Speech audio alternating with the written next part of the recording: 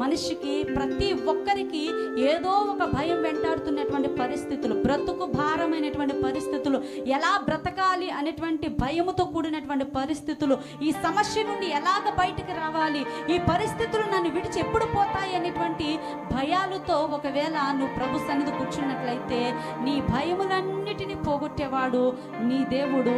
ఆయన నీతిని నీకు అనుగ్రహించి ఉన్నాడు. ఆయన నీతి, ఆయన శాంతిని మనకు అనుగ్రహించాడు. అబ్రహాము దేవునిని నమ్మెను, అది అతనికి ఎలా ఎంచబడిందంటే నీతిగా ఎంచబడిందంట. కేవలం అబ్రహాం దేవుని నమ్ముకొని తనకు నచ్చినట్లు జీవించలేదు, దేవుని నమ్మాడు, ఆయన మార్గాలు వెంబడించాడు, ఆయన ఏది చెబితే అది చేశాడు గనుక ఆయన ఈ భూమి పట్టజాలనంత విస్తారమైన దీవుల చేత దేవుడు కప్పాడు.